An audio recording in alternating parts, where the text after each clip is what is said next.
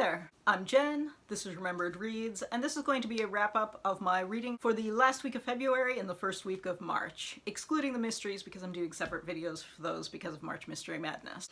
So first up, I read Why I'm Not Talking to White People About Race by Reni Eddo-Lodge. This, I think a number of people, especially on the UK side of BookTube, have talked about. It is basically an expansion on some of the blog posts that the author has done before. The name is taken from the name of a blog post that she did, which basically details the frustrations that she has in conversations about race and how often people will want to run off on a tangent and not follow the main thread, essentially. In here, there are a few chapters that talk about interviews she's done on the radio and things like that, where there was a discussion going on and a person completely ran in the opposite direction. This is basically an exploration of the frustration of having to have that conversation where you can never take it to this point because people want to back it away and say, what about some other issue that doesn't actually exist separately? It exists in conjunction with everything else, which is, for example, if she were talking about race specifically, and they said, what about working class people?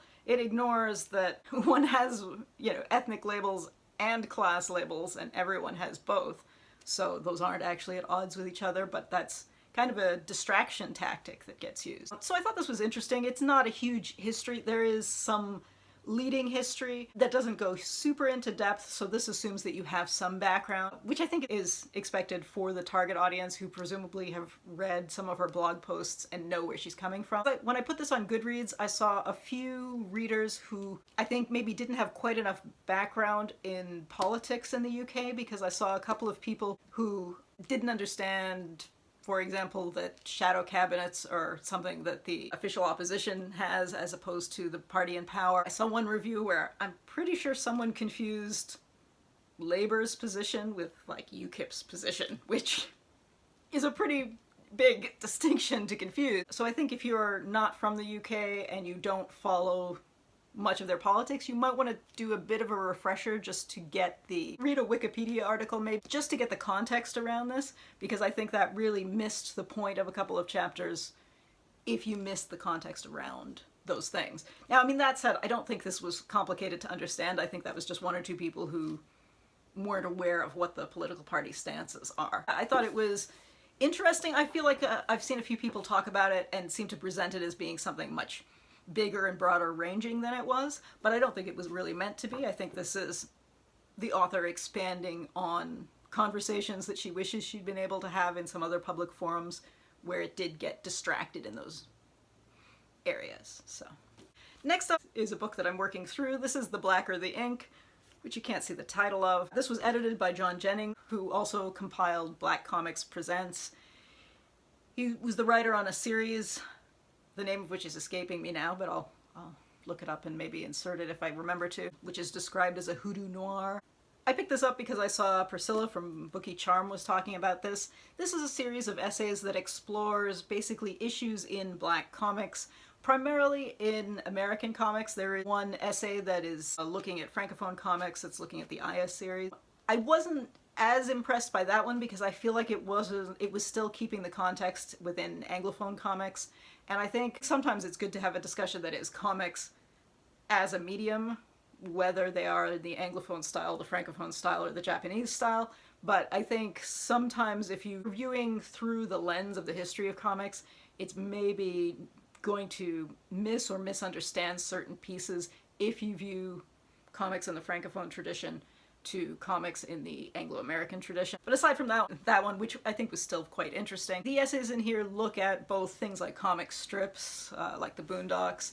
There is an interesting essay about both identity and kind of post-colonial history and Unknown Soldier, the Vertigo series from the mid-90s. So this is pretty wide-ranging. I think if you are not someone who has read much or any of the material in here, I don't know how much you would get out of this, but I think if you were reading this alongside something like the Encyclopedia of Black Comics, which is aimed a little bit more at a kind of popular nonfiction audience as opposed to this, which I think is aimed somewhat more at a narrower or more specialized audience. Still, I thought this was interesting, and if you are interested in that kind of thing, I think this was a great collection of analysis. Next up is Care Work, Dreaming Disability Justice by Leah Lakshmi Samarasinha. The author is originally from the US, but moved to Canada, and specifically Toronto, about 10 years ago. She's published a number of small press books of poetry, and I believe a memoir as well. This is a collection of essays that are dealing with the notion of both disability justice and community care. Disability justice is framed more or less as having the same relationship to disability rights as the idea of womanism is to feminism,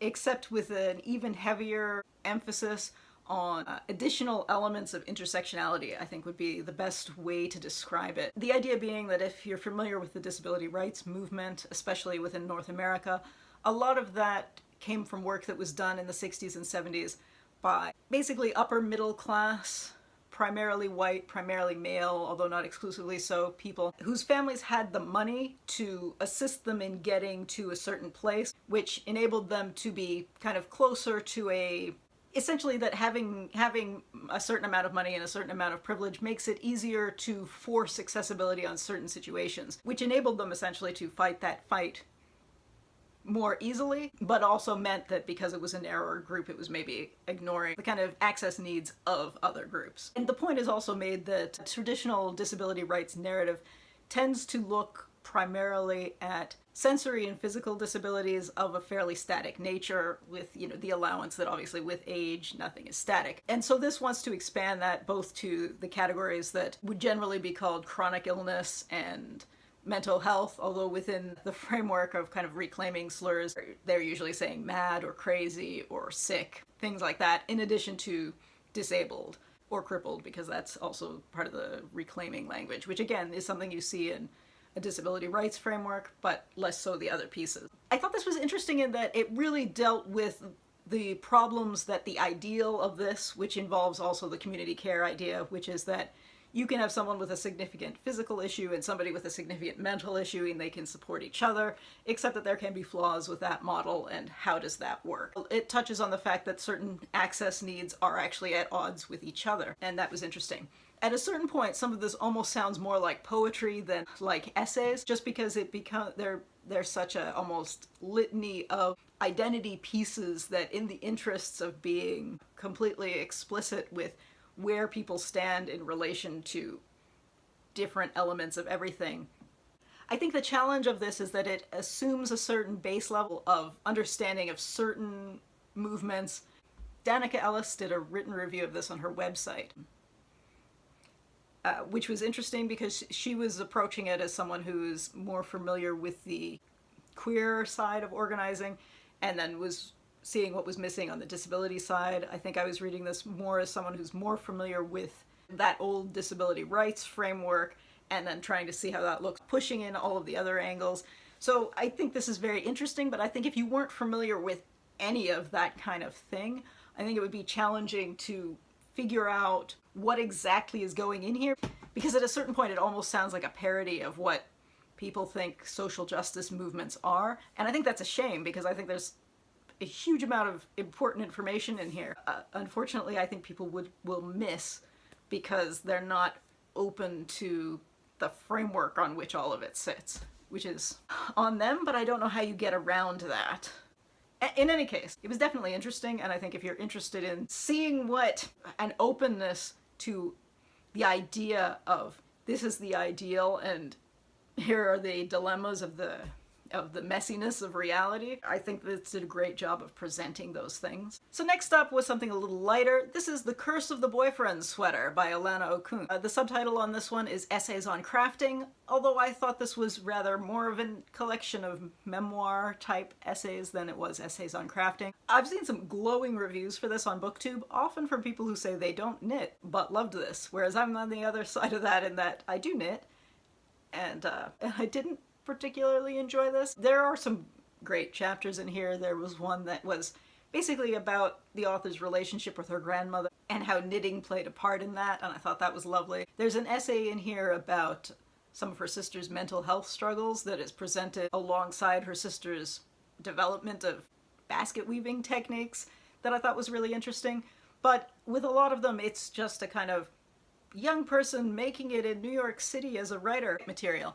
And I think with that, if you like this author's writing style, she used to write for BuzzFeed and some other places, I think this might be fun. To me, it was the kind of material that we've seen before, and I didn't feel like it had anything particularly new to it, aside from the occasional background in the craft piece.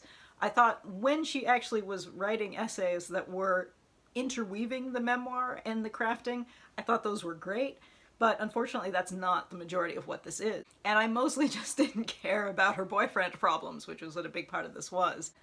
So I was a little bit disappointed just because I had seen such great reviews for this one. So maybe I went in with too high of expectations, and maybe I just wanted it to be something other than what it was. If you do like, you know, 20-something person making it in New York kind of stories, you might like this more than you think. If you were just approaching it as a book on crafting, it might be more your thing. For me, I think it was just slightly not my thing. But there you go, that's okay. Alright, so that is the end of the mostly heavy material that I was reading at the end of February, and I'm definitely looking forward to some formulaic genre writing this coming month after all of that heaviness. So yeah, I hope you had a great end of February, and that's it for now. Ciao.